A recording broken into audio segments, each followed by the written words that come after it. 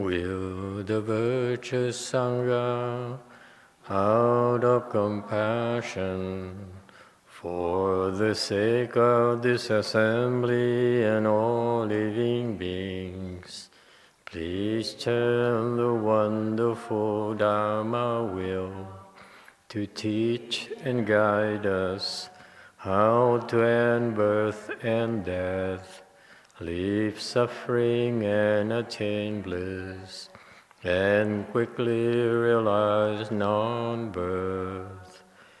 Cung thính đại đức tặng thinh, vì thứ pháp hồi cấp nhất thiết chúng sanh.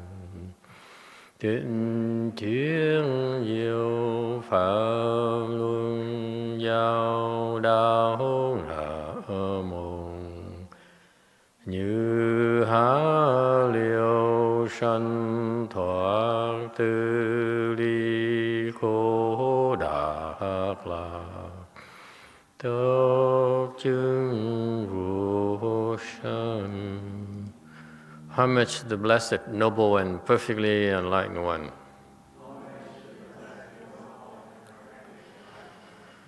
Nam mô San Anto Su Che Do Ye Alahadi San Miao San Puto Xie.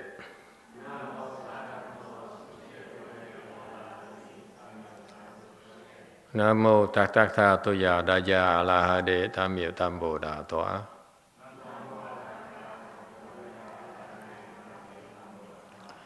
The unsurpassed, profound, subtle, and wonderful Dharma in 100,000 million aeons is difficult to encounter.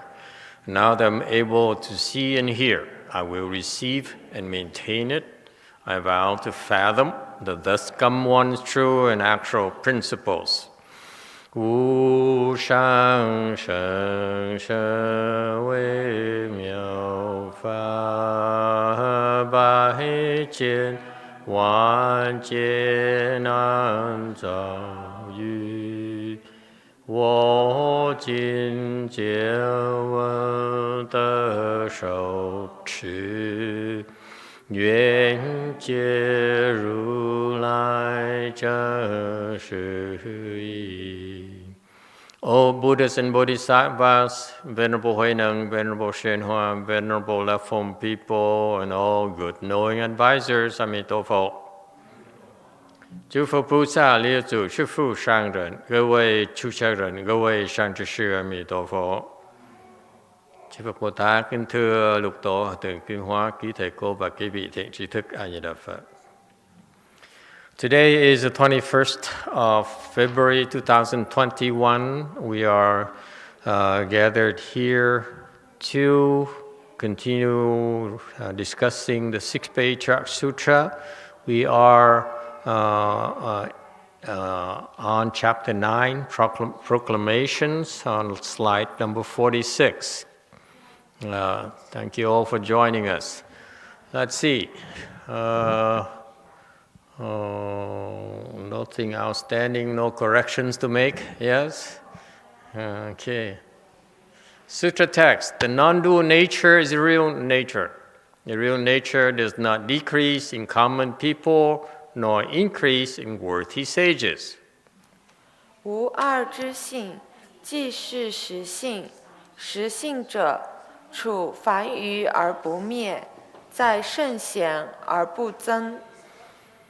Okay, commentary on number 47. The non-dual nature is a real nature. Okay? What is a non-dual nature? What is non-dual? Non-dual is the Buddhist jargon for something that is beyond opposites, that does not have opposites. Our world, as we know it, consists of opposites, black and white, good or bad, evil or sages. Well, not evil, evil and good. Men and women, what else is opposites? rich and poor, Chiu Chow and Vietnamese. When the two combinations together is deadly. Vietnamese Chiu Chow, that's no good. It's not non-dual, it's horrible dual. I thought I'd wake you up, but no one is smiling. Okay, so the non-dual, it's funny that how we grow up, we learn our world, we learn to accept the fact that our world, our existence is dual, characterized by duality. Everything exists in a pair. If you have one, then the opposite has to also be there as well. Otherwise, it cannot be. We cannot exist. You see that? So, for example, we talk about feminine versus masculine. Okay, as long as you have feminine, okay, you also have masculine at the same time. Isn't that interesting? Think about it. You just say, I only want to win. There's no such thing as you can only win. If you win, you also lose. Have you thought about that? In particular, if you're Christian, you definitely are what? Say it. Buddhist.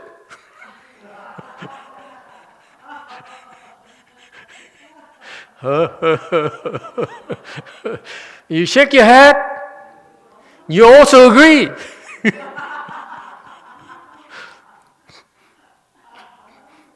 What have you got to say? Give him a microphone.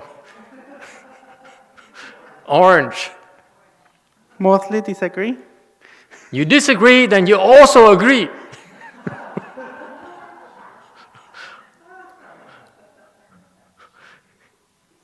You know, the mouth says no, but the mind says yes, yes, yes, yes, yes.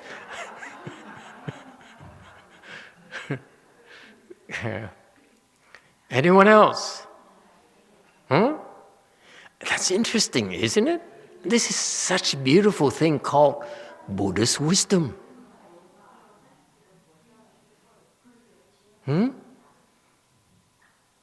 And yet we are so discriminatory. We said, I only want to be good.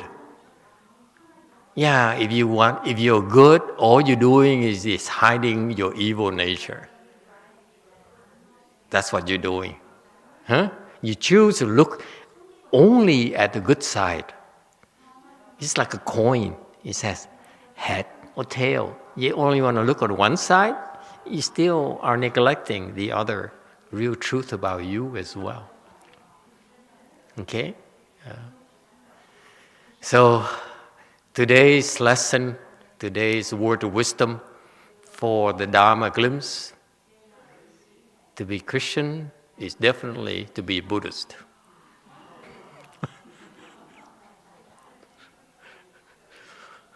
What have you got to say?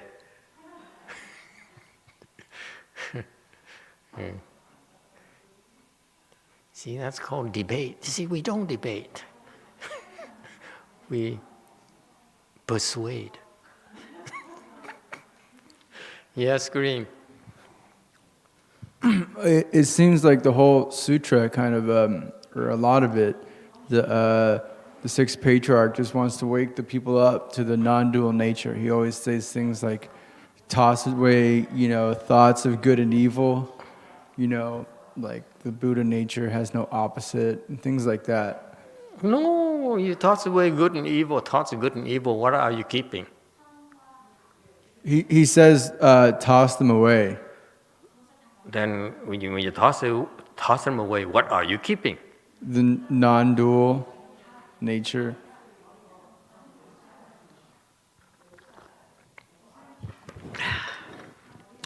What you're keeping, if you throw away thoughts of good and evil, you're keeping thoughts of Christianity.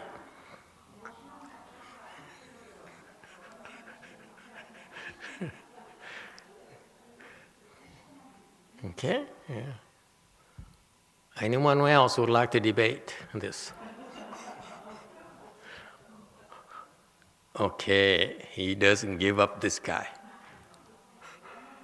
Yeah, we get you eventually. Orange. What about if you have the orange color? There's a dual color for orange, like black and white. What about the duality for all the color orange? Well, you see, the Buddhist wisdom is that if you have something, whatever you call it, okay, the opposite also have to exist for that to exist. You see what I mean? For Adam to be there, you got to have Eve. You see that? That's so fascinating. That's so Buddhist. See, in your world, you always have, it's because of Eve that you have Adam, okay? Actually, from our world, one cannot exist without the other. Now, you can play games with me and say, what about the chicken and an egg? Huh? What about it? I don't know. My patriarch has not explained this. I defer to the engineers and the biologists. Huh? Can you have a chicken without an egg?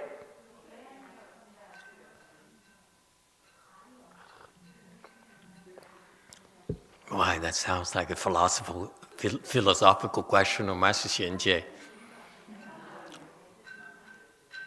Go ahead. Speak. Speak, my son. I don't think it's a question they address in philosophy. Yes, and what's the answer? I don't know. So deep.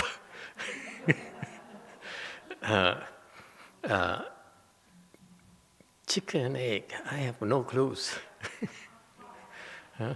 Someone help me out. Huh? Yes. You. Yeah.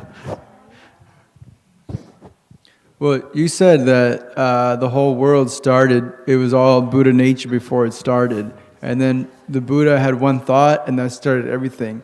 And the thought must have been contained within it good and evil, you know, both opposites in nature. So Yeah, it's just a split. Yeah, the good and evil splits from something. He explains it later. From real nature. From a real nature? Very good. Yeah, thank you. Good brownie point. From the real nature, it splits into two. That's all it does. But my question is, how did the real nature split into a chicken and an egg? I don't get it. It's so profound, too profound for me. I need a biologist to help me out. And unfortunately, our follower is non-scientific. They renounce science.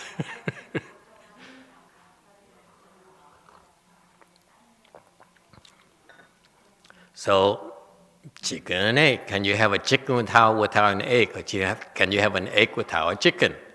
The answer is yes. Absolutely.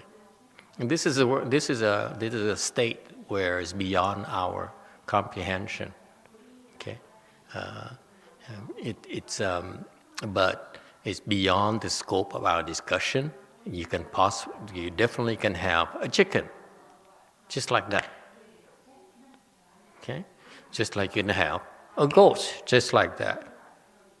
Okay, but that's way beyond our discussion. Okay, today let's confine ourselves to just this concept of duality, which is how we think, the basis of our thinking, our wisdom. The worldly wisdom is based on duality. Think about it. Agree or disagree? Huh? Yeah, right? What we call wisdom, worldly wisdom is actually based on duality. And that's why it's still called worldly. The true wisdom in Buddhism is non-duality. Non-duality refers to the characteristic of our true nature, okay, our real nature. Okay, what is this real nature?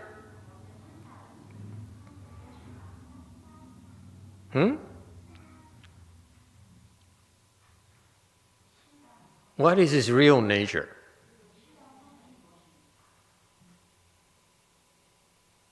Yes, Kath. Real nature could be the wisdom. Real nature is not wisdom? wisdom. What is his real nature?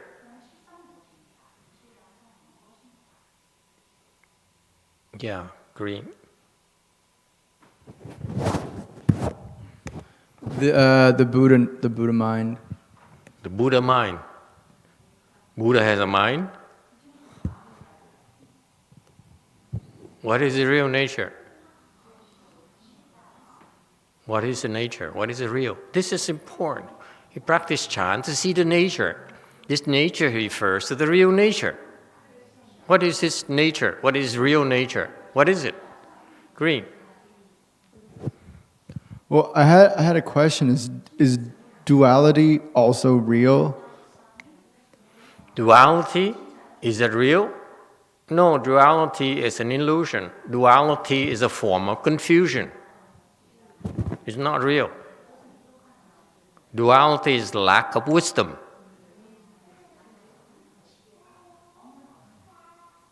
Duality is the confused mind of the Chichao people.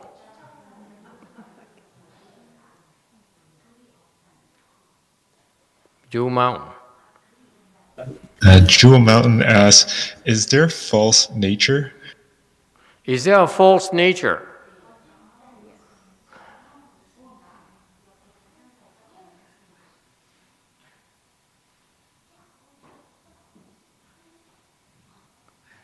Why are we so quiet? Is there a false nature?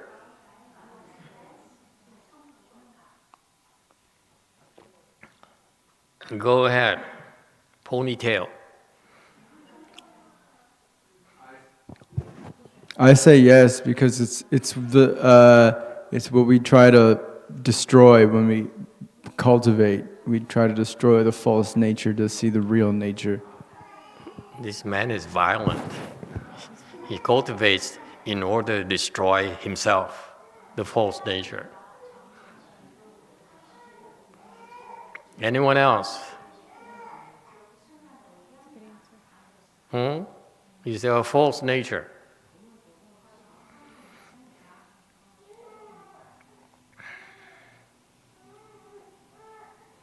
Is there a false nature? The answer is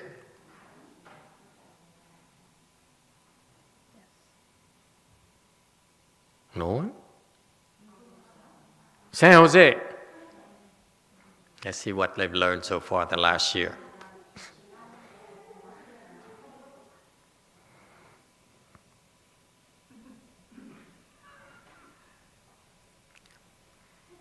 Dewey. Please enlighten us. I cannot believe that Derek would call one of my disciples as blind. Hey, Dewey! Vietnamese is very derogative.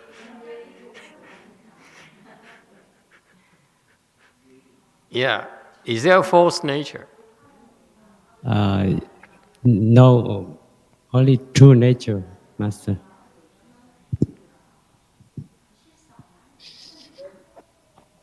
He does not deserve to be called Dewey.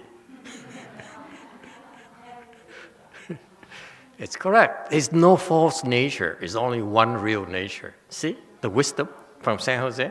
And you guys go, oh, Master has not talked to us about this yet, so we don't know.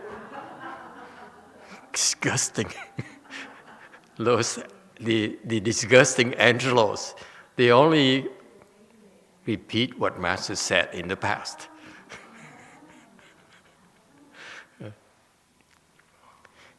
Yes, Cube.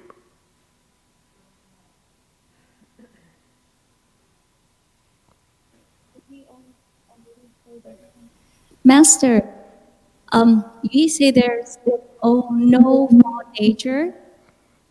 Is no more nature? No, he say that no nature. No false nature. That's right. But I think it will be fall nature when we have fall thought. No, not really. From a real nature, from your Buddha nature, there's something called the Buddha nature. So far, so good. And that's the so-called real nature. Okay? It's just names. Okay? Just remember these names so that you don't get confused or impressed by people, especially scholars. They don't know what these names mean. Honestly. They have no clues. They only repeat the words like we do, real nature and the Buddha nature, all those things, because the things those are the concepts you read from the books, from the scriptures. Okay? They have no clue what it is. Okay? This real nature here, from real nature, gives rise to something called false, and because there's false, there is true. So far, so good? You get it? From this one thing called the real nature, the Buddha nature, okay, you have a thought that arises as it's a false thought, then, because there's a false thought, there's something called true thought. They come in pairs. They always come in pairs. Like, if you have Brady, then what do you all have? Or what do you also have?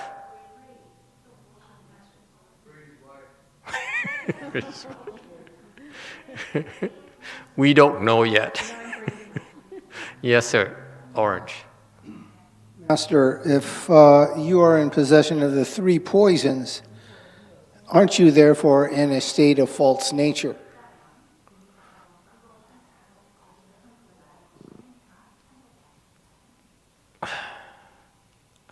I'm speechless. I don't know how to answer this.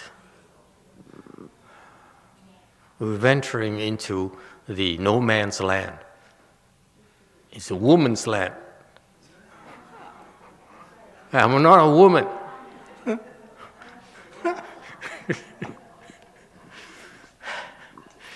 That deep question deserves a deep answer.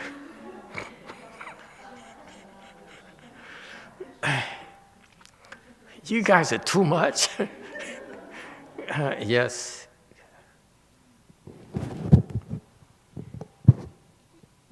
Well, I would first say I admit to being wrong, to saying it is a false nature, because you're right, there's only the true one nature.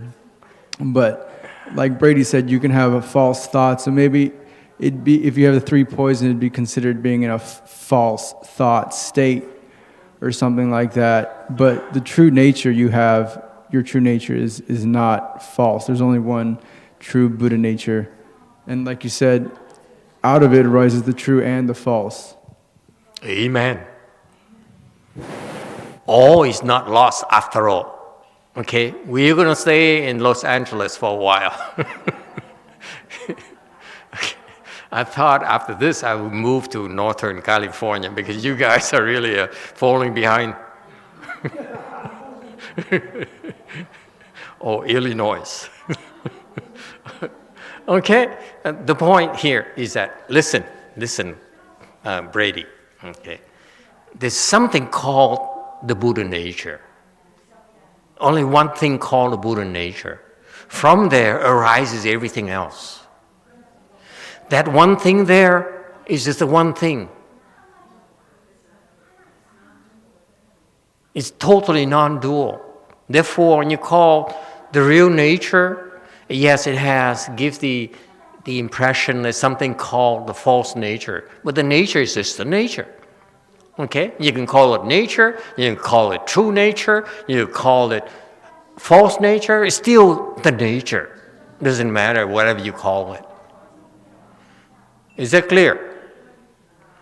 The Buddhists like to call it the true nature, but it's not necessary. You can call it Buddha nature, you call it evil nature, you call it demon nature. Doesn't matter. It's just that thing, that one thing right there. That's it. It's only one thing. Whatever you call it, doesn't matter.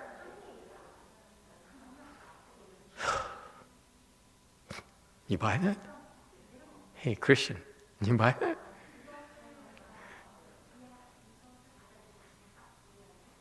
Do you believe it, Christian? You buy that? The one thing, call it God, call it Christ, call it, doesn't matter, okay? We happen to call it nature. You don't need to add anything to it. You don't need to add true, false, maybe, ambiguous, doesn't matter. Whatever it is, whatever you call it, that's my point. You can call it God, you can call it Buddha, you can call it, God nature, Buddha nature, Master YongHua nature. Well, that sounds good. Okay? Yes, Christian. So in that case, what do you mean by nature? What is nature in Buddhism? It doesn't matter. Whatever you call it, that's my point. Now I'm coming to that nature later. Please bear with me, okay? Do not be stuck by the adjective. Do not be sidetracked by this qualifier. Whatever it is, call it nature, call it whatever, it doesn't matter. We call it nature. Okay? You can call it God's will, you can call it, me. It's a naming convention, yes. Border people. Borderland. I'm just trying to clarify the nomenclature in my head, because I guess we have true nature, but we also have something called true mind. Is true mind different than true nature? Because I hear often true mind and false mind, which is dual.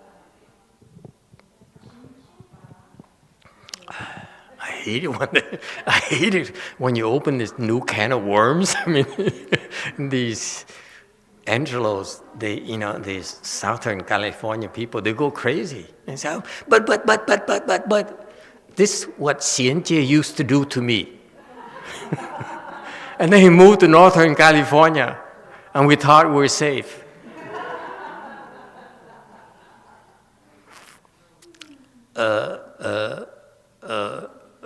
Yes, Kath. He even doesn't remember his own name. So if we say that real nature could be like real God, so there's like one God, so that would be real? You call it one God, you call it two gods, three gods, it doesn't matter to us. Doesn't matter to me. I mean, it matters to the Buddhists, but it doesn't matter to me. Okay? Call it whatever. But the Buddhists, for the sake of convention, we call it nature. That's all. The Buddha calls it nature. And because he's the Buddha, who am I to contradict him? If it were you, I'd say, yeah, I'd rather call it YongHua nature. You say God, the one God? I say, no, it's a YongHua God.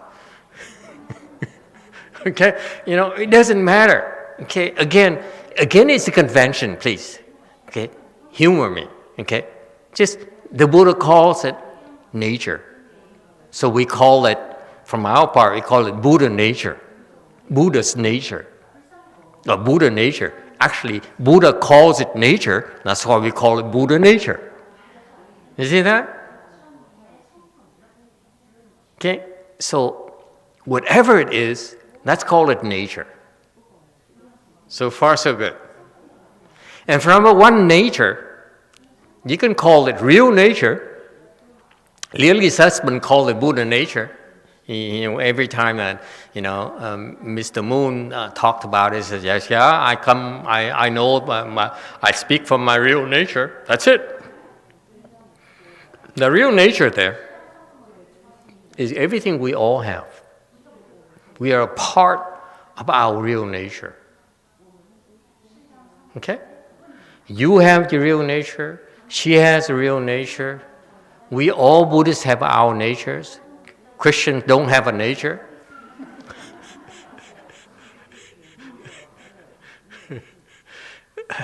I don't think. Do you? Anyway.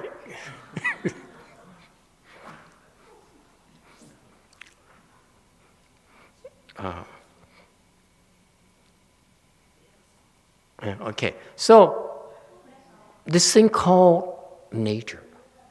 And from this nature here, let me explain this to you this way and see if it helps you understand. Okay? From this thing here, this nature here, the Buddhists call it Buddha nature, the sixth patriarch call it real nature. Okay? Just a name. Never mind. Okay? Just this thing here, that one thing here. Okay? From there arises everything. How does it arise? How does everything arise? The false thoughts arise from this nature. Okay? Somehow, we don't know why. No one knows why. The Buddha even doesn't know why. He says, from this nature here, Buddha says, from this nature, one false thought arises. One false thought arises from this nature, this real nature. So far, so good? And then because of that one false thought, more thoughts arose after that first one false thought.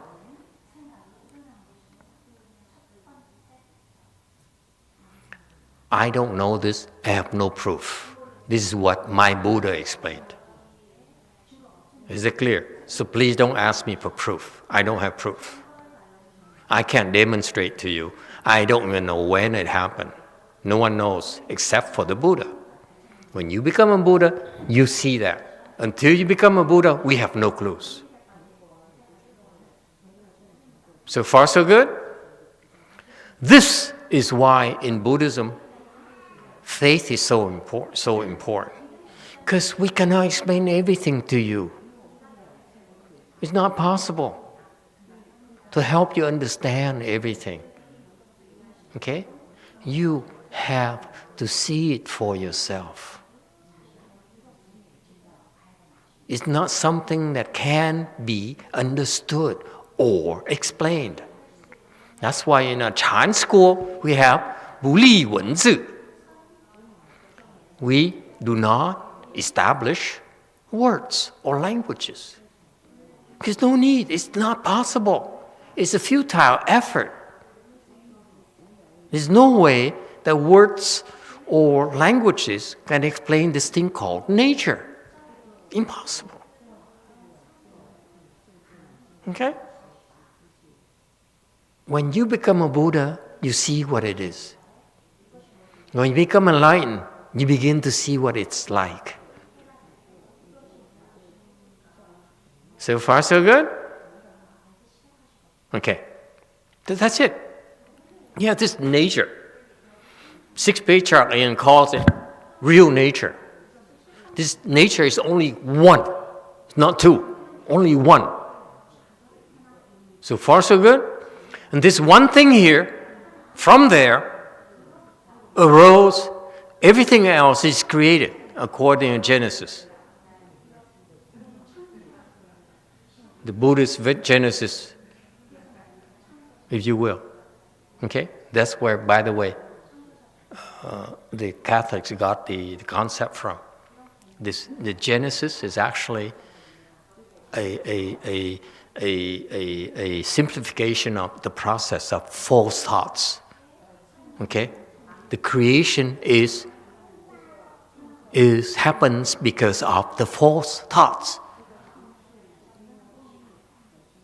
This nature here has no thoughts, zero thoughts. Okay, so this is our symbol for the real nature, zero thoughts. Okay? Not funny. Okay, I take it back. Not all the jokes work. Okay, so this real nature here, you have this nature here that is, and then from this nature here arose everything. Arose Eve, then arose Adam. You see, Eve came about because of God, right? You want to believe that? That's okay too, okay? And from Eve, God made Adams. It's another false thought that God has. Okay? So in Buddhism, we explain everything. God is a false thought. Okay, it's insulting, but okay. So am I. I'm a false thought. So I'm the same as God. Oh, that hurts. No.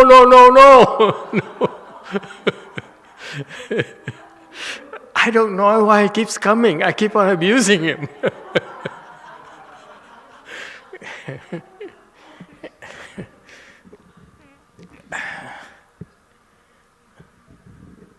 Let me enjoy this moment, folks.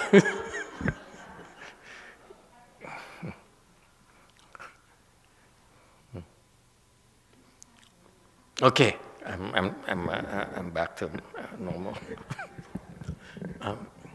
Okay, so what happens? You have this nature here, and from that nature, you have the creation process from the thoughts. The thoughts create everything in this world as we see it. So far, so good. This is Buddhist theory. So far, so good. And we ask you to believe it until you can verify it for yourself. That's our manifesto, if you will. Okay? Now, if you believe that, and if you believe that, and you follow the Buddhist approach of verifying it yourself,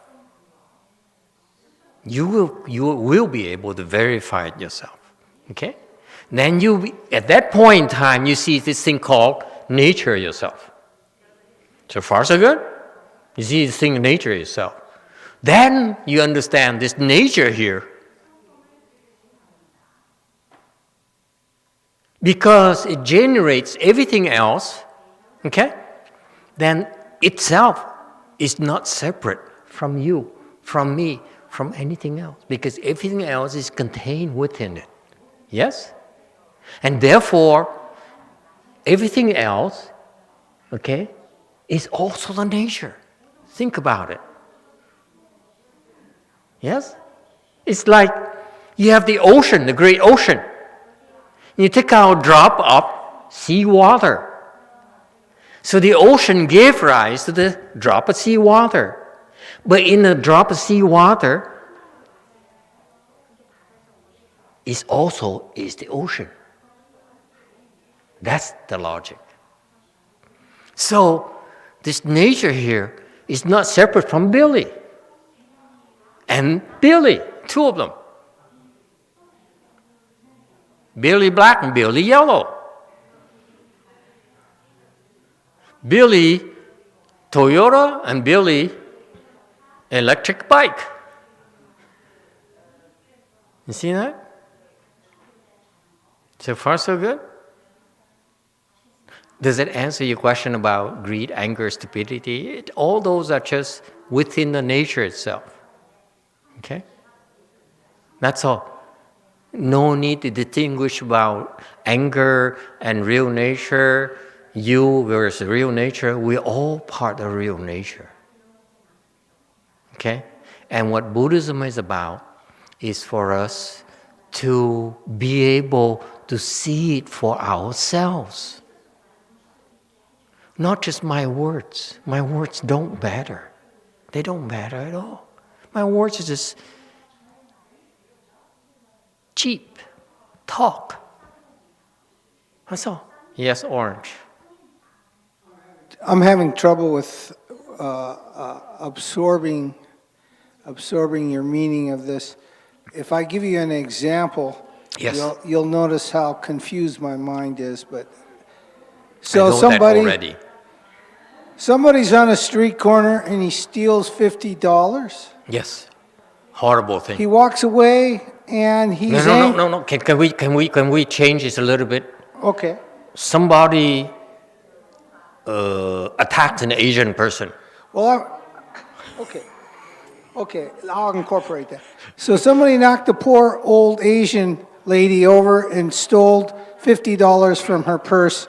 Disgusting. Started walking away, and he got angry because that was only $50. Right.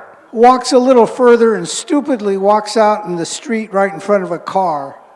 As he lay dying in the street, he looks up and says, "That's my Buddha nature."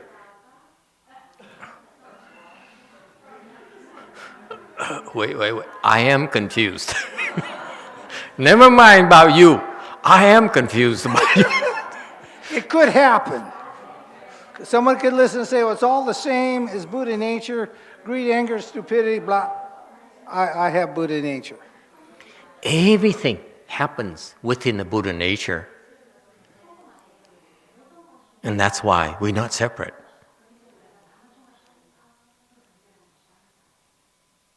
Okay? That still is could be a scene from a movie. Okay? That is still part of the nature. The real and the false is still within part of the nature.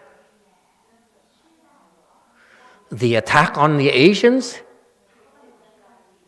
okay, is still part of the nature. Yes, your nature. Okay? The difference is that your white nature doesn't like the Asians.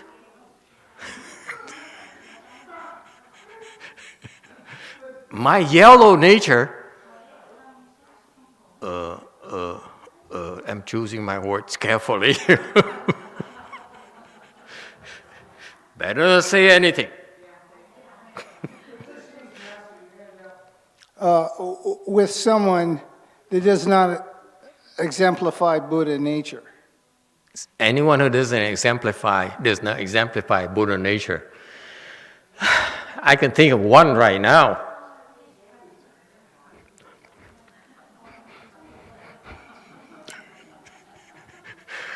I would be ashamed if she represents the Buddha nature.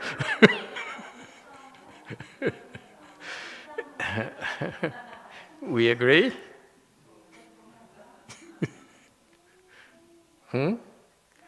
I would like to think Buddha nature is like a halo. And some people simply don't have halos at all. Just kidding. Anyone else? Huh?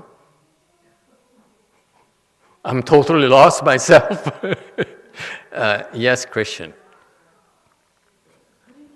We're gonna be here for according next to hour. the scene, the provided that he provided, so basically everything is nature.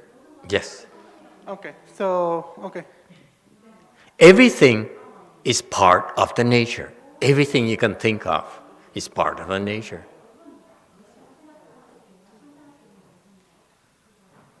We all part of the nature.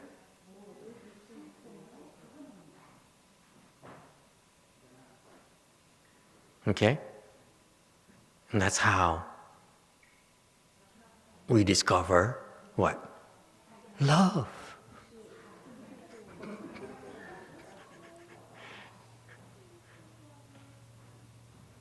love is true. And love is blue.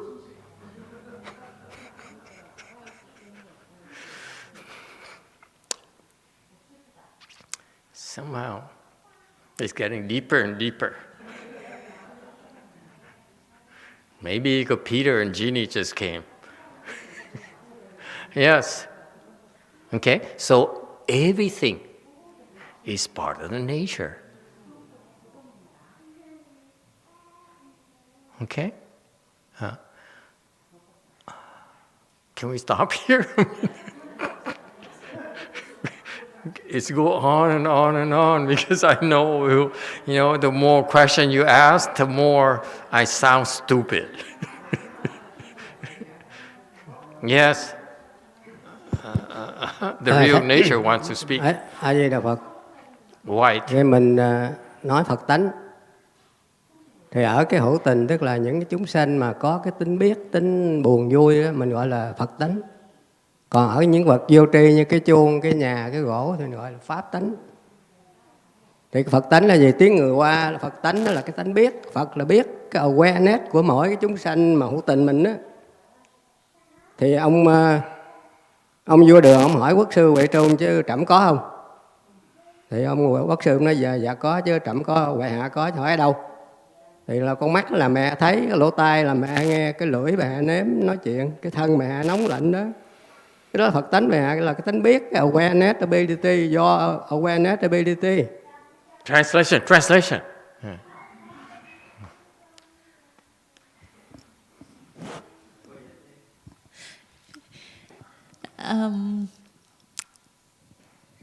Master, when you talk about Buddha nature, it's talking about the, how do you call it, hữu tình. The sentient beings. The sentient being has feelings. It knows like happiness and sad and stuff like that. And the insentient being is like wood or rock. Or the Chichang people. It has no nature. So there's a story. The king, the emperor in the Tang dynasty asked a national teacher, "Am I real?" And then the national teacher answered yes. And then he asked, "How do you know?" And the national teacher say it's from the eyes you see, from the ear you hear. The awareness. Cái da thì cô biết nóng lạnh, cái chân thì cô đi. From your skin, you know that it's cold or hot.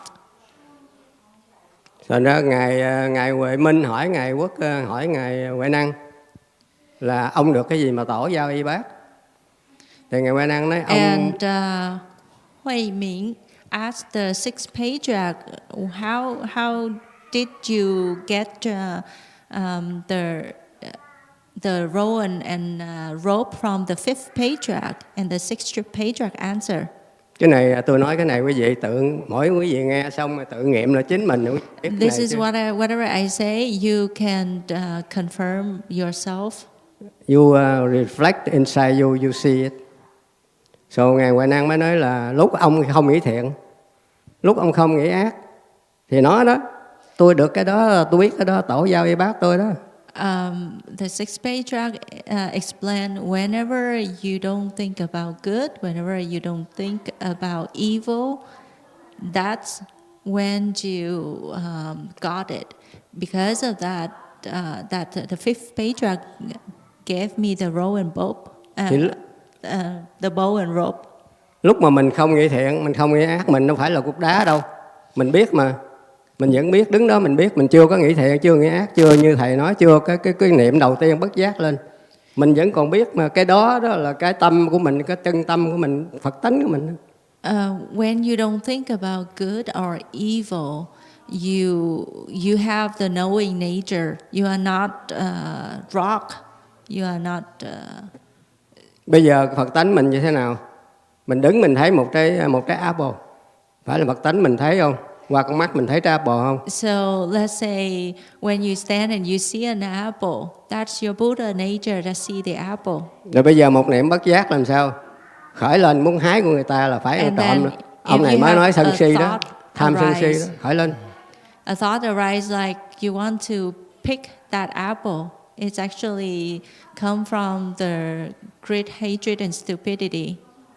Đó, cái niệm bất giác ông nào mới hỏi hồi nãy đó. Thì như vậy đó, trong cái kinh Đại Bi Sám cũng nói vậy, con cũng đồng với chư Phật một cái biết đó hết á. 10 phương chư Phật với con đồng một cái đó hết, mà bây giờ con một niệm bất giác con khởi là mình nó cột tới ngày hôm nay là không thể nào gỡ nổi cái tội đó. Là do một niệm bất giác thầy mới Great nói đó. compassion repentance, there is a verse saying that I and the Buddha of the three period of time has the same nature, but because I give rise to the thought, the false thought, that's why I've been revolved lifetime after lifetime.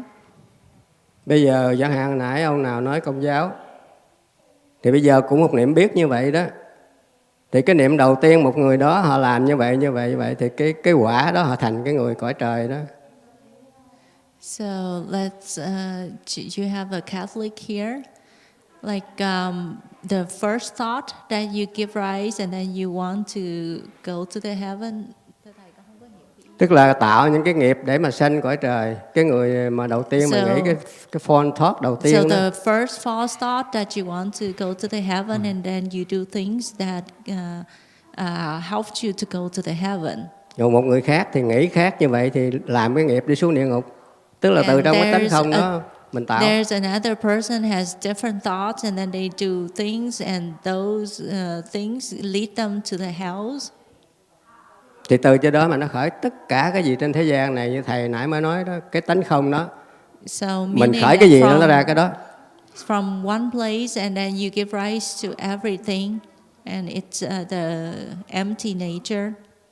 Thì hôm trước thầy có giảng chỗ Lục Tổ mà giảng cho ông Pháp Thường đó. Cái tánh không đó mình không biết nó đâu mà mình có. Mình ngồi quý vị ngồi nghiệm lại coi. Trước khi mình muốn chửi cái bà đó đó, mình biết cái bà đó tới là mình cái tánh không mình biết đó.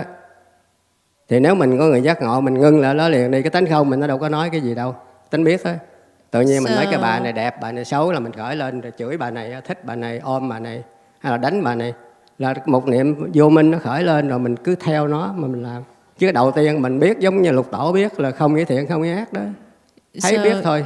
You have the knowing nature, you have the empty nature and you aware of it, but then from there you have the thought like, oh, I want to yell at someone and someone is beautiful or ugly and then Thành ra có một ông sư tới hỏi Mã Tổ. Mã Tổ hỏi chứ ông làm cái gì? Thì ông thầy này mới trả lời tôi giảng Kinh Kim Cang 25 năm. There's a monk that came to visit Mã Tổ. Mã Chủ. And then Mã Chủ asked him, what did you do? And then he said, I explained Patriarch Sutra for 25 years.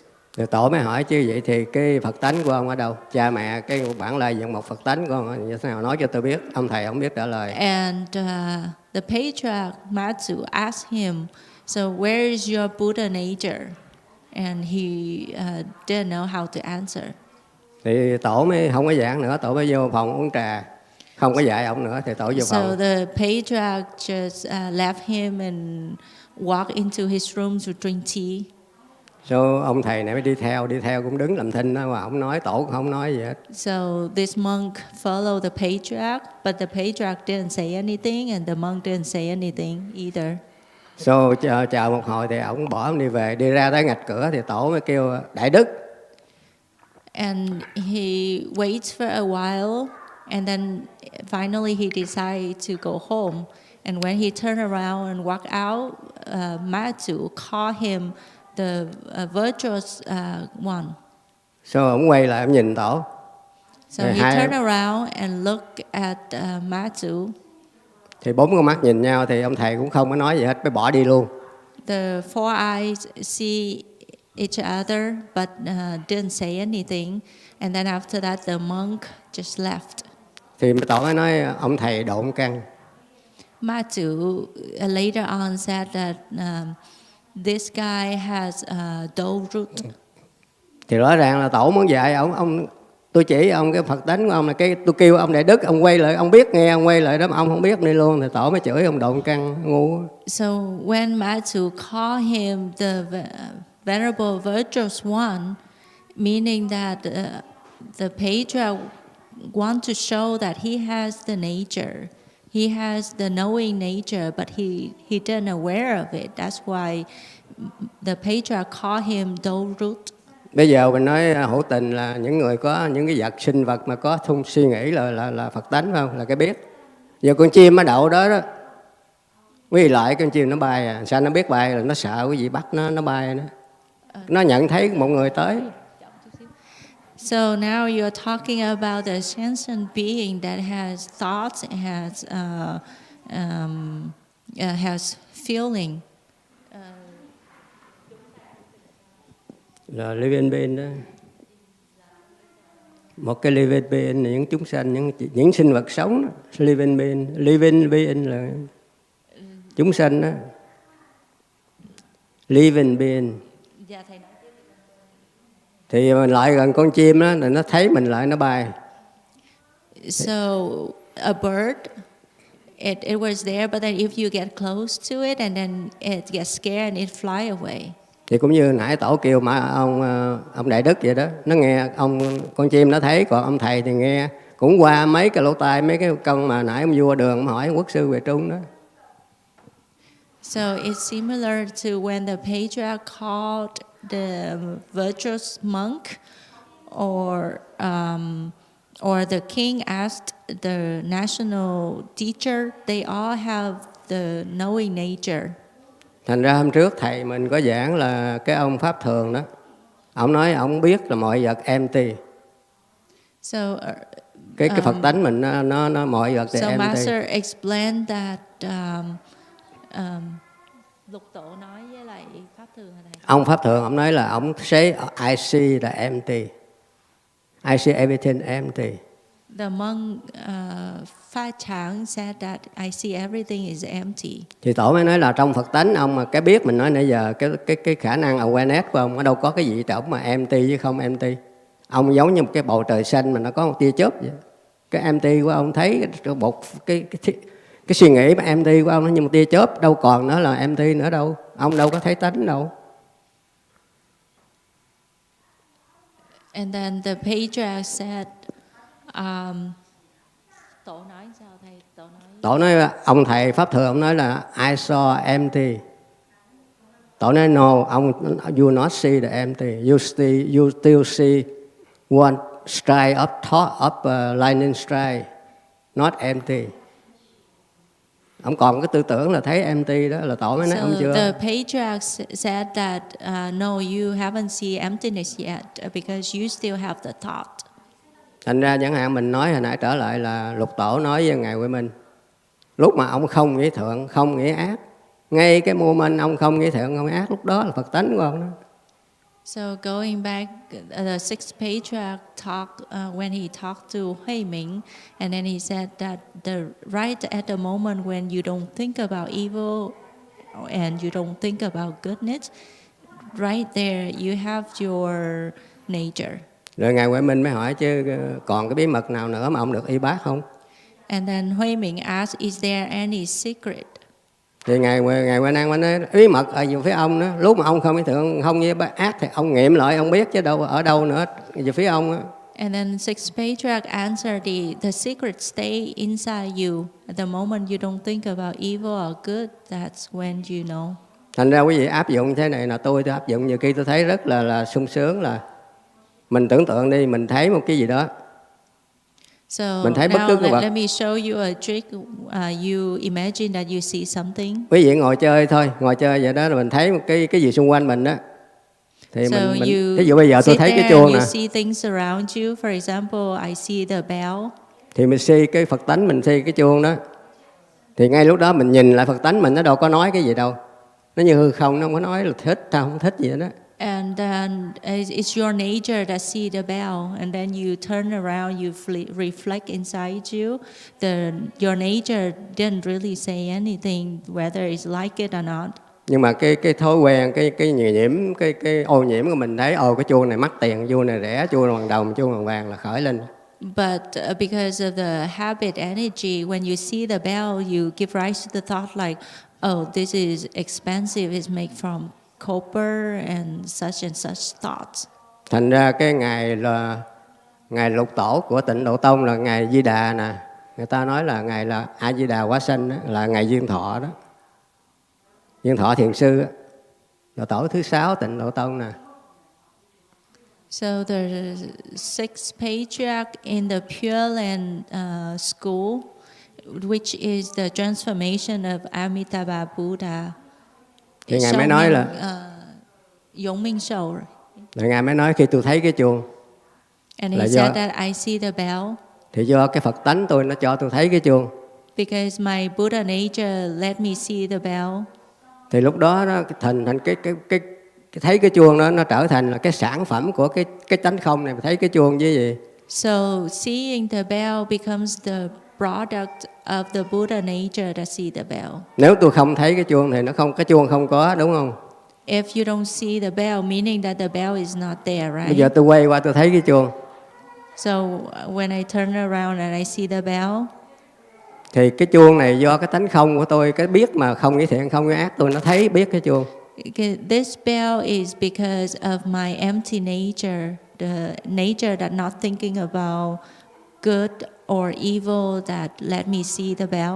Thì cái hình ảnh thấy cái chuông đó là do cái tánh không này nó sinh ra nó thấy.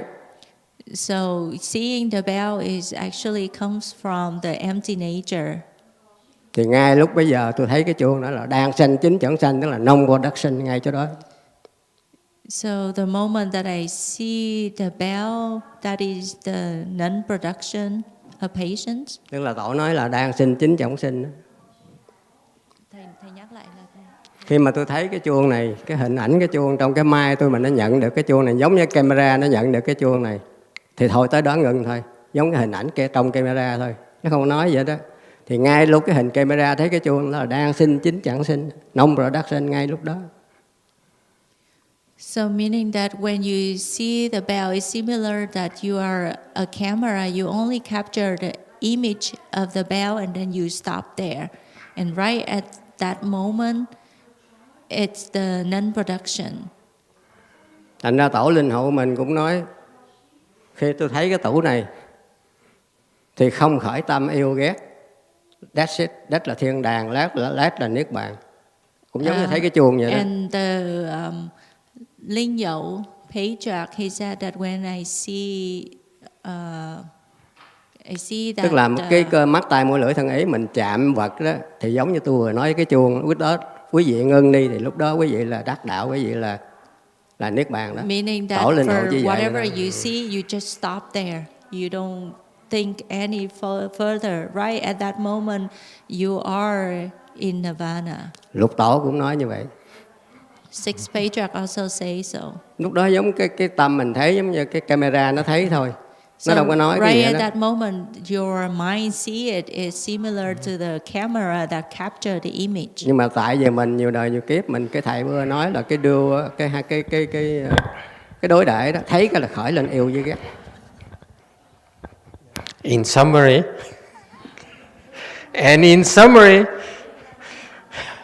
he keeps on reciting patriarch after patriarch. He will never stop. He's on a roll. Very good, very good. So let me ask you, is the bell the Buddha nature? Cái bell đó là một cái bell là And he says, I'm glad you asked. cái chuông nó, riêng cái chuông là cái Dharma nature, nó là not independent. It's why something combination become a bell. Not dependent. Not independent. Is it the Buddha nature? That's what I look. Đó là pháp tánh. Is that the Buddha nature? Buddha nature là cái tánh biết của mình, còn cái Phật pháp tánh là cái vật không có tình cảm, nó là một cái tất cả cái vật gì trong thế gian này gọi là pháp tánh, tức là nó không có độc lập, nó nhờ những cái khác mà thành nó. Từ cái hột cát trên cái núi cho đến những cái bản thân mình, tứ đại của mình cũng là pháp tánh chứ không có Phật tánh. Phật tánh là cái biết của mình đó. Mình chết cái này chết mà Phật tánh không có chết, cái biết mình không có chết. Mười phương chư Phật bây giờ đang ở trong cái đó. Anh Bồ Tát Quan Âm thấy là So he say that it's not a Buddha nature, but it's a Dharma nature. The Dharma nature is everything else that it cannot exist independent, but it has to depend on something else. Because your Buddha nature is your knowing nature. cái Buddha nature là cái awareness ability. It's your ability of awareness. Mình không thấy nó đâu, như Lục Tổ nói xưa nay không một vật. You don't see it. Mình nhìn vô, mình để ý vô người mình biết thôi. So you know, but you don't see it. Đức Phật đưa cái tay như vậy nè, đưa qua đưa lại, hỏi Ngài A Nan thấy không? Ngài A Nan thấy. Nhưng mà hỏi Phật tánh là làm sao đâu có chỉ được, phải không? Thì giống như tôi nói nãy giờ thôi. So where does the Dharma nature come from?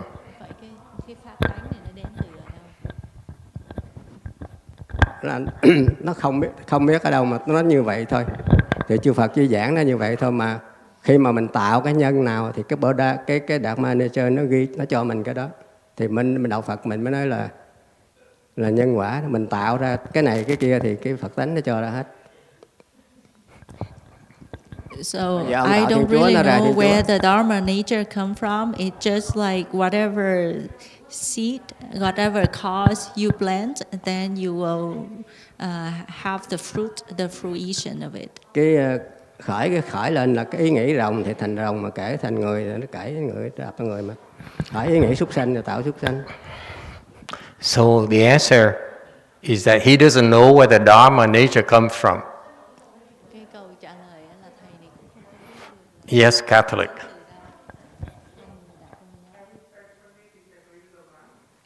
I respectfully disagree with the monk because I think that You disagree with the little monk? No, Which the little one? That one or this little one? We both little compared to you. No, I didn't say little. I just said I do respectfully disagree with the monk because even Dharma or even the talk comes from Buddha nature. Even Thank the you. bell comes Thank from you. the Buddha nature.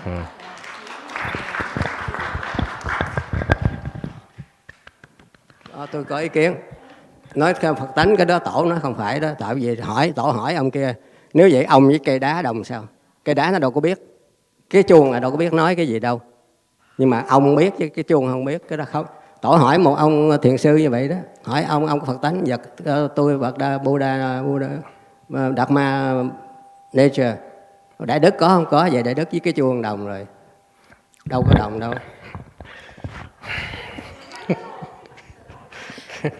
So he said, I disagree because there's the patriarch there's a conversation between a patriarch and a monk, and then the patriarch asks a monk, "Do you have a Dharma nature?"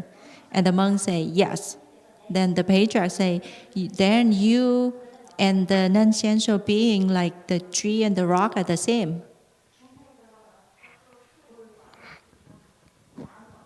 Cái thân tứ đại của ông thầy với cái rốc thì giống nhau, nhưng mà cái biết của ông thầy đạo rốc đâu có cái biết ở đâu.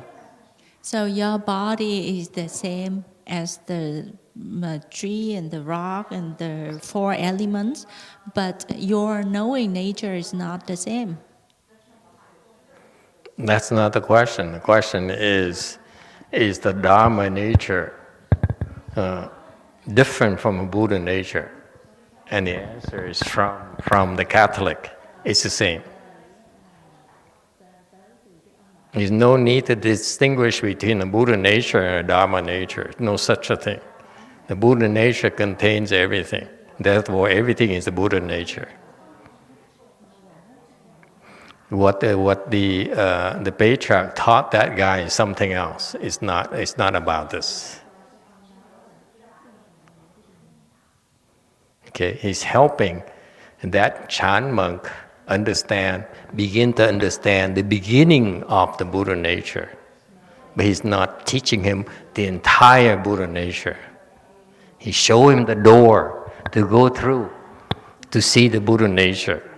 But once he gets through the door, he'll see that the Buddha nature and the Dharma nature are one and the same.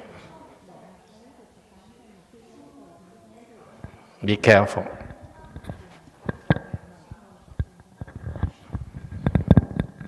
Give him some candies. Excellent. Okay?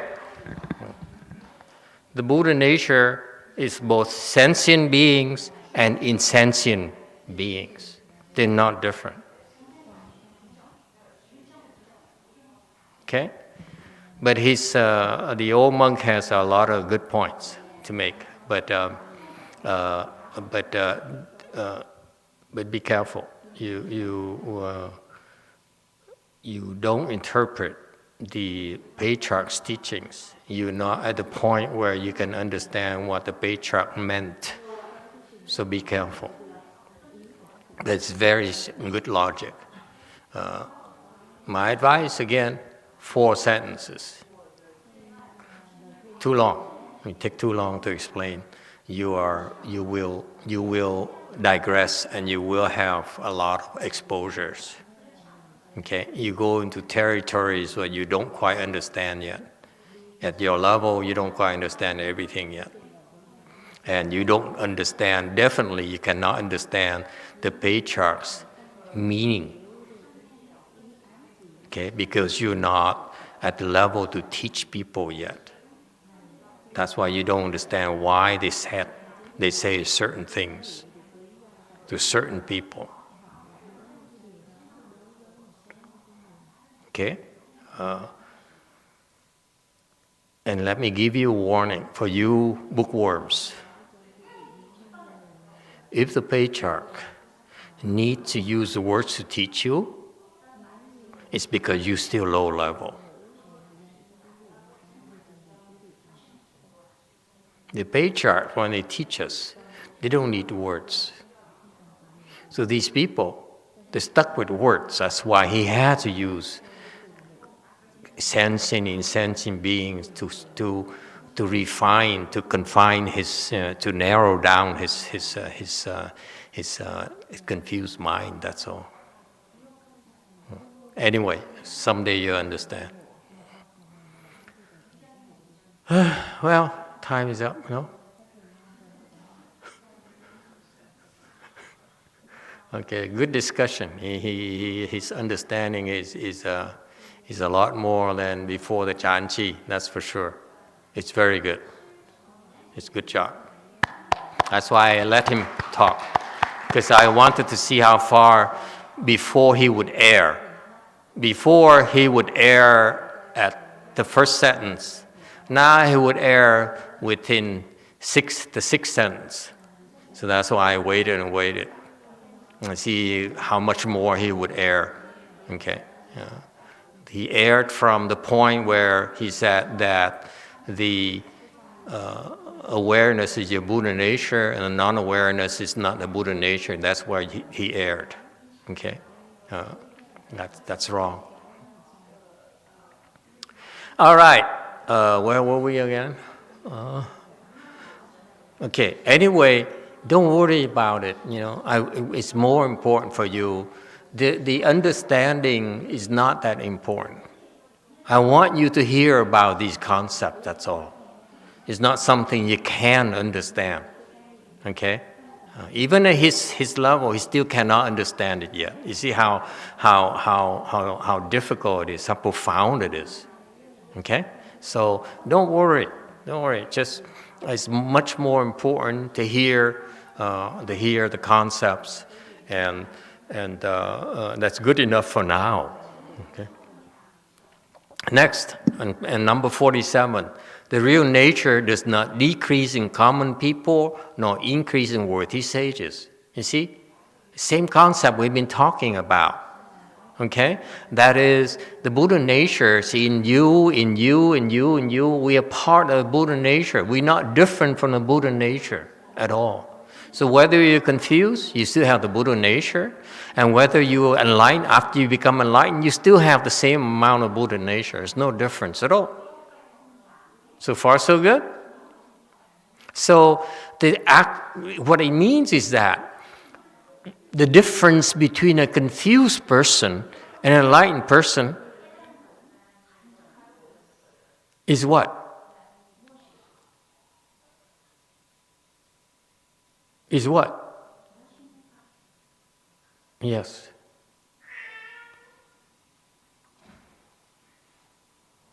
What is the difference? Maybe it's that the confused person identifies with their false thoughts, while the enlightened person identifies with their Buddha nature. Oh, excuse me. What is the difference between a confused person and an enlightened person? I'm sure the Chucha people have some opinions. Give the red one, the red sweater, a microphone.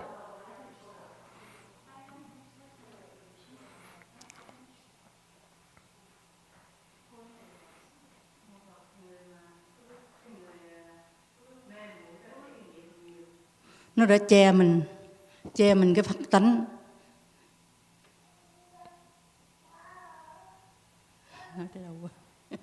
Go Cái người mà mê muội đó, thì ai nào cũng có cái Phật tánh ở trên đó. Bây giờ mình nói một cách ấy đi, cái người mà làm xấu nhiều đó, thì nó đâu có được hưởng được cái Phật tánh đâu. Là cái nó làm những cái xấu xa đó, nó che hết cái Phật tánh đó rồi. Phật tánh nó đã lu mờ rồi. Mô Phật. Translation.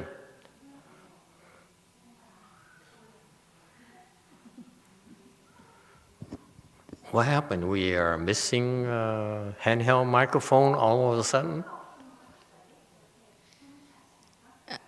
She said that everybody has a Buddha nature, but the confused people, because they create a lot of offenses, and then it's covered their Buddha nature.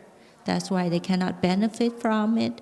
And then their Buddha nature is like is worth hiding. That's correct. That's very good. All right. The difference between a confused person and an enlightened person is the confused person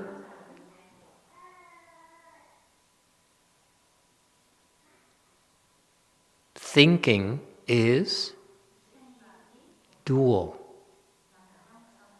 He's still, what does it mean, dual? Thinking is dual. What does it mean? He discriminates.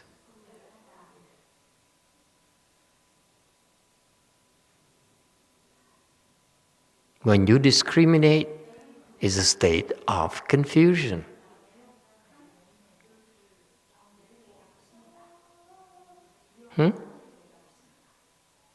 The sages do not discriminate.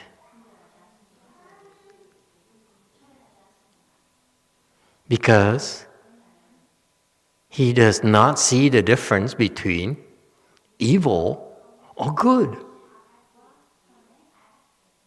He does not discriminate. We discriminate. We choose. He said, I want evil. I prefer evil. It's more fun. That's discrimination. See that? Black. Mô Phật bạch thầy, cái người khánh nhân đó thì nó nhìn cái người mà mê muội đó thì nó nhìn ra rồi, nó đâu có phân biệt nữa. Mà cái người nhìn không ra là mới phải là phân biệt thầy.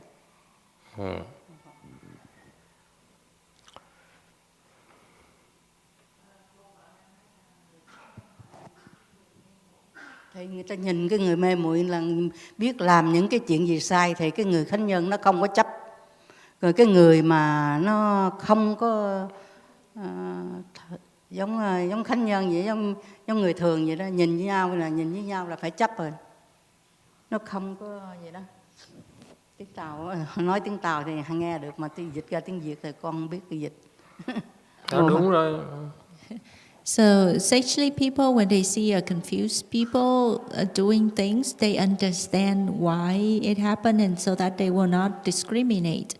Only those who didn't know will discriminate. Okay, so that's why the real nature, whether you're in a common or confused person or whether you're an enlightened person, is still the same. That's why the Patriarch says it's not less in confused people or more in enlightened people. Is that clear? There's no point in thinking you're better than Christians, and vice versa. Because as long as your mind discriminates, you're confused. That's all. That's all that matters. Never mind about the label. Never mind about you say, I'm smart, you're dumb. You're rich and poor. Okay? It's not necessary. When your mind does not discriminate, it's a state of wisdom. When your mind discriminates, you are confused like heck. That's all. That's all that matters.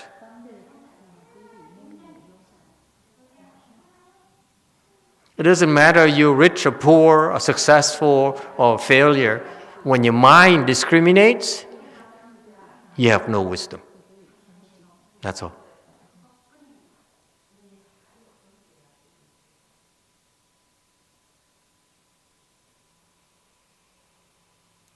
Questions?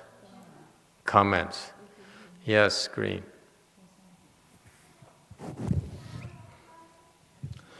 Sometimes I have trouble making decisions, but how do I make a good decision without having a discriminating mind? I feel like sometimes when I try to make decisions, my mind says, do this and do that, just do this, do that, do this, do that. And I don't know which decision to make, and I get really confused, and it really starts to bother me. So how do I make a good decision without bringing up that discriminating mind that would really bother the heck out of me? I resemble that.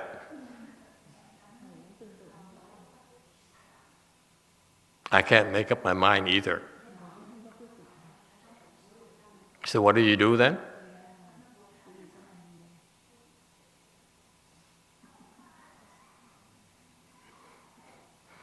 Flip a coin.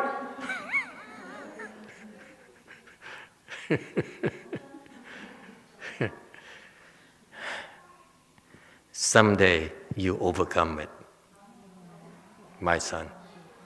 Grasshopper.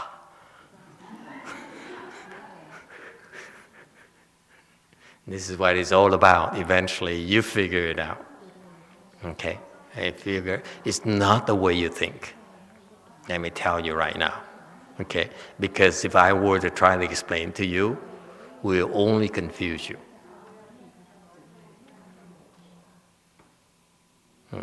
So don't worry about it. The answer is try your best and learn from it. That's the main thing. Okay? That's all you have. Just like the Patriarch explained to that Chan monk, your awareness and the non-awareness, because that's all you can understand right now. I will teach you about awareness. I will not teach about you about non-awareness yet. All right? All right, shall we move on? I'm sure a text at home will say, can we learn something real here? You got what you wish. Number 48. Huh? Sutra text. In afflictions, it is not confused, and in Chan concentration, it is not still. It is neither cut off nor permanent. It does not come or go. 住烦恼而不乱，居禅定而不寂，不断、不长、不来、不去。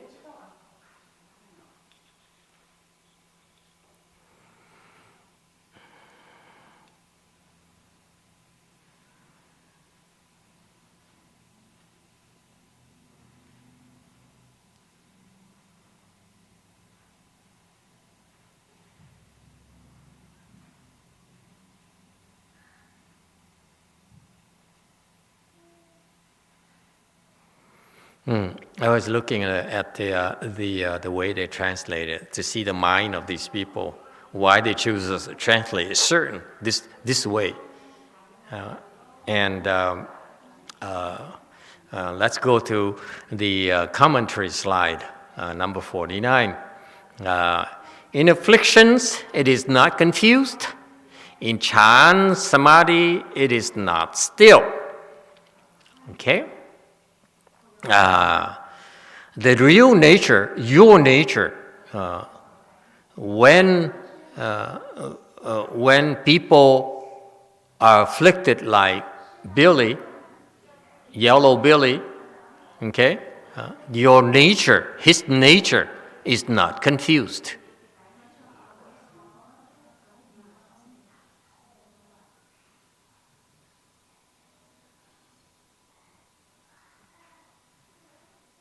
Let's stop there for a moment. You clearly know that Billy is confused when he's afflicted, because you can tell, right? Why are you laughing? This is serious business. Okay? What does it mean that when Billy is afflicted, his nature is not confused?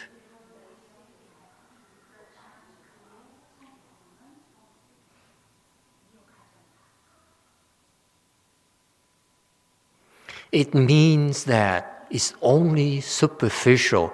Superficially, he is afflicted. Look at it in terms of layers. The layer outer layer is affliction. Okay? Listen carefully, Billy. Outer layer, he's afflicted. He wants to strangle his daughter. Right? Go deeper inside is his nature. His nature is not confused. There are two of them. Yes, I know how scary it sounds. Okay? You understand it. Bear with me. His real nature is clear-headed, is calm, okay? Is beautiful. Okay? But the outer layer, but his manifestation as Billy, okay, is afflicted. Any questions here? There are two of them, inside and manifestation. Deep down inside of him, his nature is not afflicted. But outside, it is afflicted. Does it make sense to you? Do you have problems with this? There are two of them, like Geminis.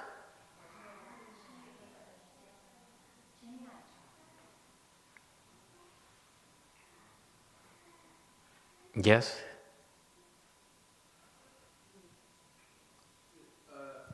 This reminds me of the story with Bodhidharma, when the monk who knocked out his teeth, he went to go follow him, and he cut off his arm, and then he was complaining that it hurt, and Bodhidharma says, "Does it hurt? Where does it hurt?" And he says, "My arm." He says, "It's not your Buddha nature. Your Buddha nature doesn't hurt." I think that's how the story goes, but that reminded me. Close enough, yeah, for a non-Asian. Oops, I just discriminated again, didn't I? Bad example. Do what I say, okay? The point here is that your Buddha nature is unmoving, is perfect in all of you. Even in the Chichao one in red, her Buddha nature is perfect, but she's not. That's the conclusion.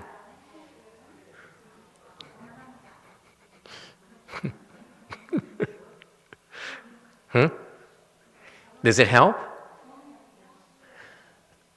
There is the real you, and there is a false you, if you will.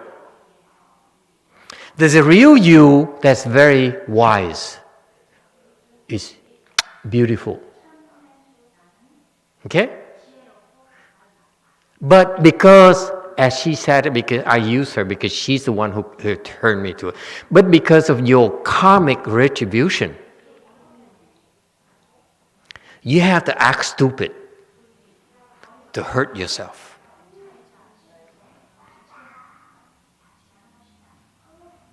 Can you see that? You have to hurt yourself. It's not my fault. Okay? That I yell at you. Not at all. It's your fault.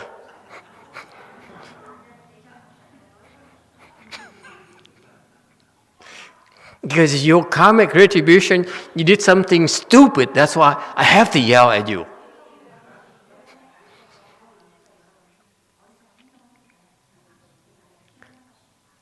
Think about it. It's very deep.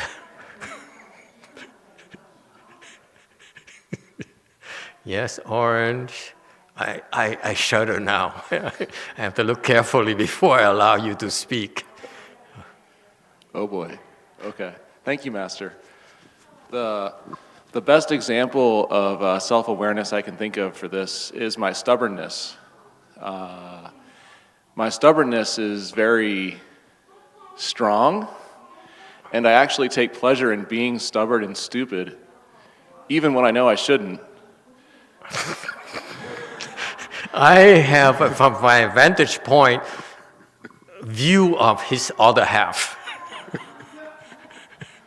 And I just want to say that, you know, the first step to, for me, to being able to overcome that stubbornness, which I don't know that I ever will, is to at least acknowledge that it's there and it's profound.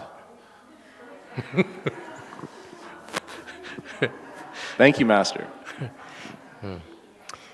I'm not sure we have time to go into this, nor should we go into this. The wife said, yeah, please, por favor.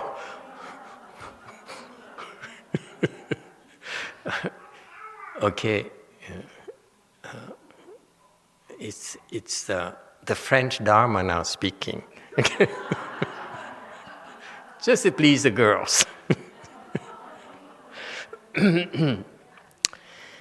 It's funny that this person who shall remain nameless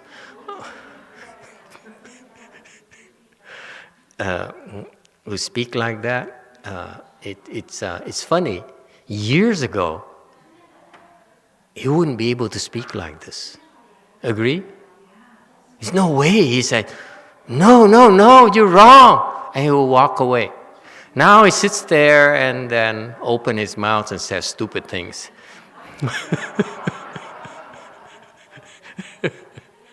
He says, I'm so stupid. I recognize I'm stubborn. You know what that is? Marriage, or what is that? It's called being manic. What he calls stubborn actually is his manic side. He says, I don't care what you say. I don't care if my wife is more right than I am. I don't care. Let her punish me. Ooh. I want to be punished. I want to get in trouble. That's manic. Recognize that, my friend. Just like I taught the other day, this person who wants to quit, it hurts too much, it's not you. Recognize that. It's more subtle now. It's not as difficult to overcome as you think. It's that you don't have to accept that's who you are. It's not you. And this cannot be generalized, people. It depends, it changes from person to person. As today, okay, what he talked about is his manic side. In 6 months, it will change. But right now, today, it's manic. Recognize that. Okay? He says, oops, it's not me. Okay? I'm being stubborn for it doesn't matter what reasons they are. This is not me. So back out. That's all. That's all we have to do.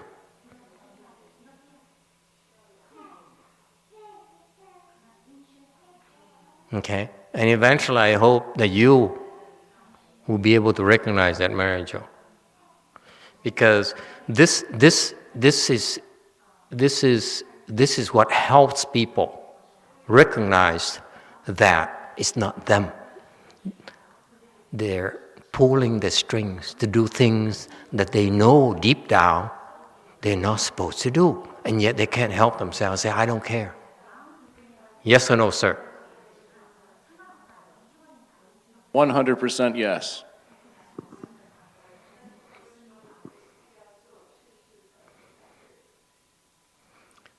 Applause. Come on.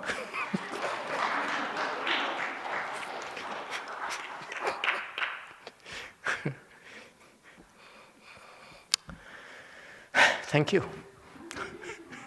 Yes, Orange. Master, if I may, I have a follow-up comment.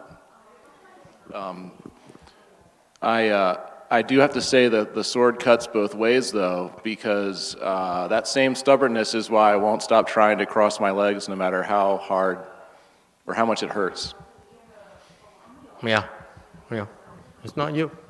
Recognize it. Okay? Yeah.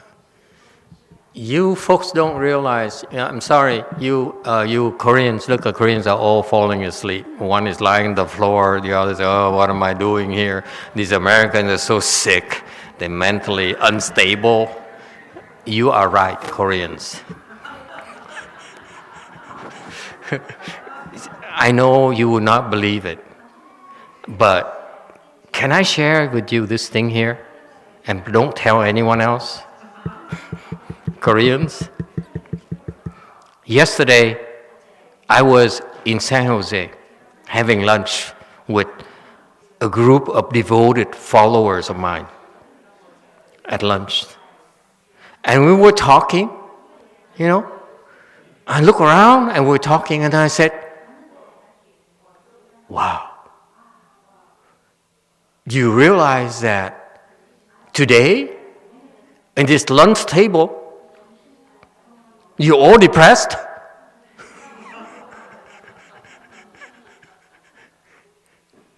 You're all so sick.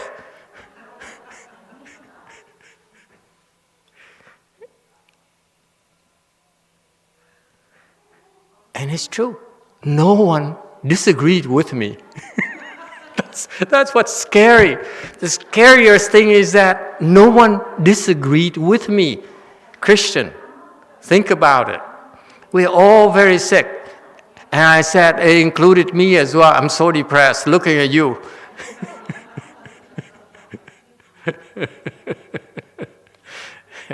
However, okay, this is why we Americans are better than you Koreans. Because we know we're depressed. we know we're manic, and we're working on them. We will conquer our depression. We will overcome our manic side so that we can help all these beautiful bipolar people.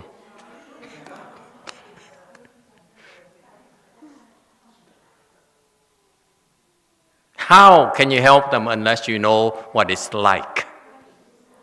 How can you help them if you cannot recognize what they're going through?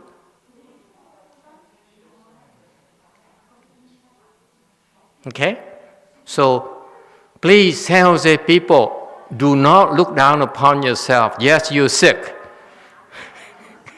You are abnormal. But you're beautiful. You're special. I love you all.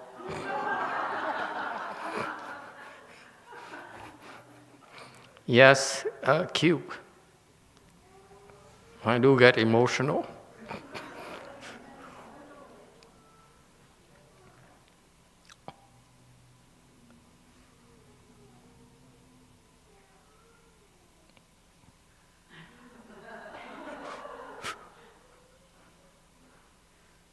Cube. No? No cube? Yes, Master. He was there yesterday. I recognize. Yeah, but when you talk, I think on Friday, Saturday we so happy and we so much fun have lunch. So you didn't say you didn't denounce us on yesterday. It's Friday. It's true. He wasn't there. But he's the worst. He's so proud, saying, I wasn't there. That's what he's trying to say. So but you're worse. You're more depressed than the rest of them. Anyone else would like to make a comment? Okay, can we move on and learn the Dharma like text says? No more comments, please. Okay. 50, Sutra text. It is not inside, outside, or in the middle. It is not produced or destroyed. The nature mark is thus. It permanently dwells and does not change. It is called the way. 不在中间，及其内外，不生不灭，性相如如，常住不迁，名之曰道。 Okay, very good. Commentary, slide 51. What we call the way, the Buddha calls the way, okay, means the way of the nature, the way of the real nature, okay, the only way, the Buddhist way.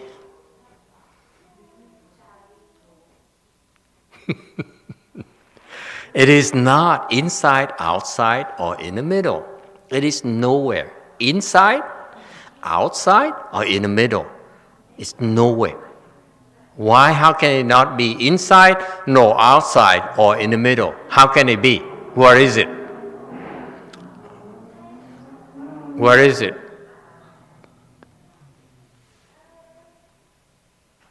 Okay, I'm desperate. Green. Well, it's nowhere and it's everywhere at the same time. It is inside, outside, and in the middle at the same time. That's why you cannot say it's inside, then it cannot be outside. You say it's outside, then it's not inside, and so forth. You see that? It's everywhere. omnipresent, like God. Oh God, thank you. See that? Okay. It is not produced or destroyed. This nature here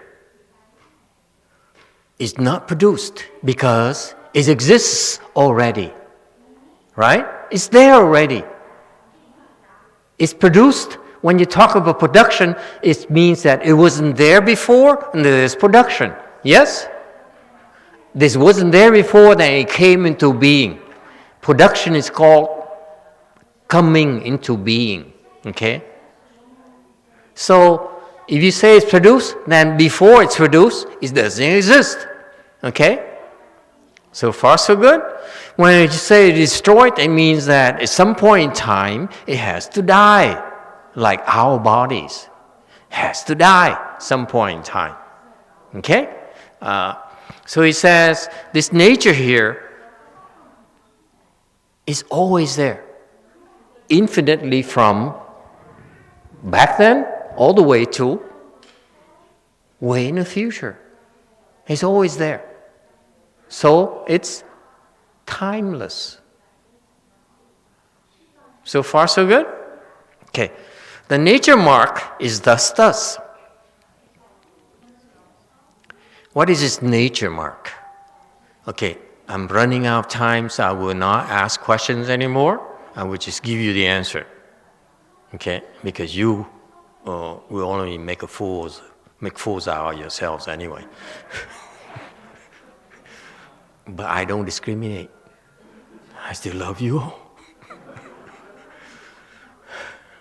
It's so hard to say these things when they're not true. You know, you lie, you say, I love you all. You know, no, I don't. Yuck. How is it possible? How can you love you all? How can anyone love you all? Yes, Chu Mao. YongHua asks, while my wife and I spend time with any problem, suddenly she sends manic energy. What can I do to let her or help her recognize it? Repeat the question. The question was, while my wife and I spend time with any problem, suddenly she sends manic energy. What can I do to let her or help her recognize it? Manic energy from herself, from you, or from where?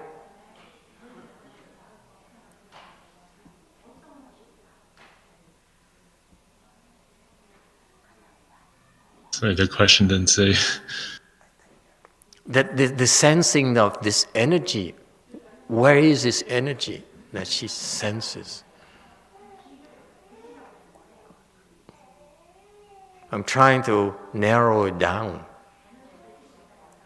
Okay. It says it's the wife sends her manic energy. Her manic energy, not the manic energy, or a manic energy. It's her manic energy. Okay? And the question is, how can I help her? Do what? Yes. Help her recognize it. Recognize it. Call a shrink. It's not something that you train to do. Okay? Number one, unless she asks for your help, don't offer help. Because she will only bite your head off. That's a mistake that people usually make. I know I can help you. And you do that before they ask, you get in trouble. Because it's very offensive to say, you are manic, you are crazy. Is that clear? You don't want to help unless they ask. Number one. Number two, even if your wife asks, Okay? What do you say? What do you say? No! You say, what magic energy? You're beautiful. Okay? You're beautiful. There's nothing wrong.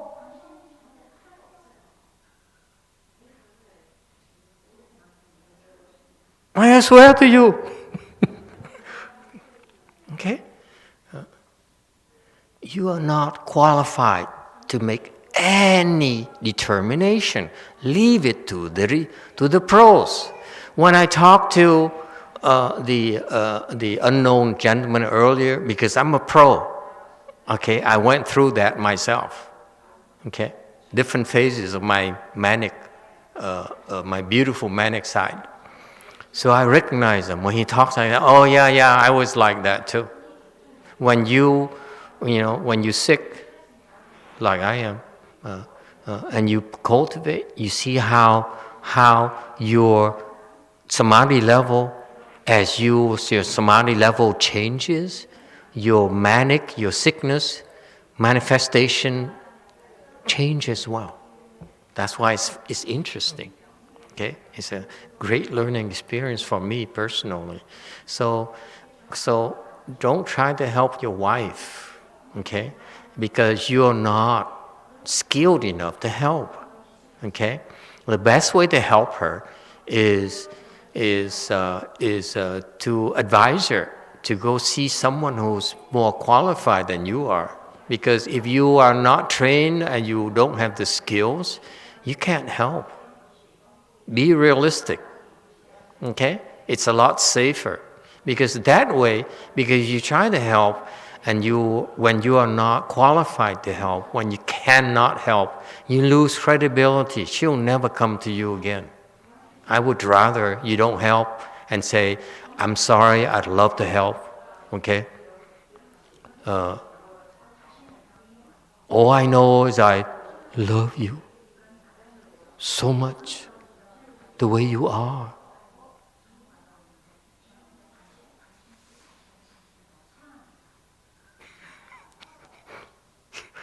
Yeah, you understand? I love you the way you are. And let's go to this together. We find a way together. That's how you talk. Okay? Does she listen to these lectures or not? If she listens, I will teach you another line in private. Yes, Orange. I have a lot of French lines. Master, wives are smarter than that, though, because they know the answer. She's smarter than you mean? They know the answer before they ask you. So it all depends on what you answer. They know the answer. All I know, my friend, is that women are far smarter than we are. No matter how hard I tried, they don't buy.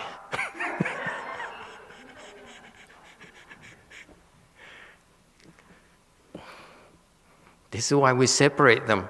This side, not safe. Men's side, good friends.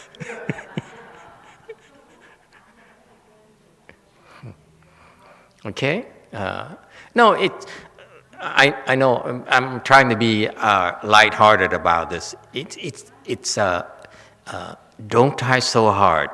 What we talked about today is for your reference, for fun. Okay, that's why I joke a lot, I clown around a lot to tell you that please don't take this like the word of God, like the Christians do. Okay? It's just fun discussion together. Okay? So that you see, so that you have some different perspectives, but more importantly, makes you feel more humble. That's a lot more complicated than you think it is, okay? And it's better to be humble and connect as a humble person instead of going back and say, I know what your problem is, you know. That's a bad attitude to me. The more you know, the more humble you should become. Okay? And by the way, it's very important, fundamental Buddhist principle here, until someone certifies you, okay? It's safer to assume you don't know what the heck you're doing. I demonstrated to you time and time again using an old monk as a punching bag. Today, I let him make a fool of himself for 20 minutes. See that? And I punch him in public.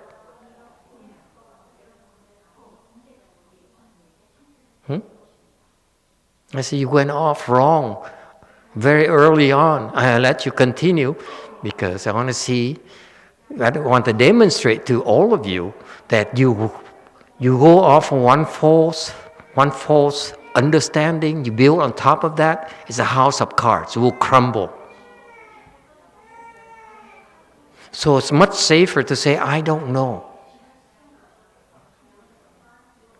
Until you certify that you know, it's safer and more human and more effective to assume and to admit that we don't know.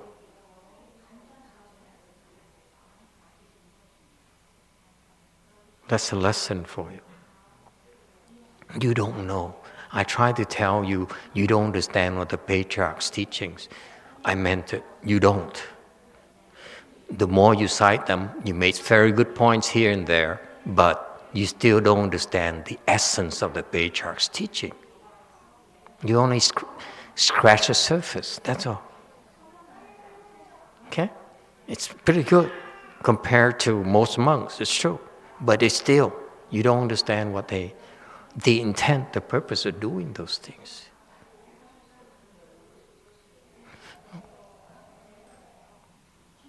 Okay, time is up. I'm sorry, we have to go back to this because I don't have enough time to go into the last bullet point here. Nature mark is thus, and so forth. Okay, we pick it up next time. Thank you all.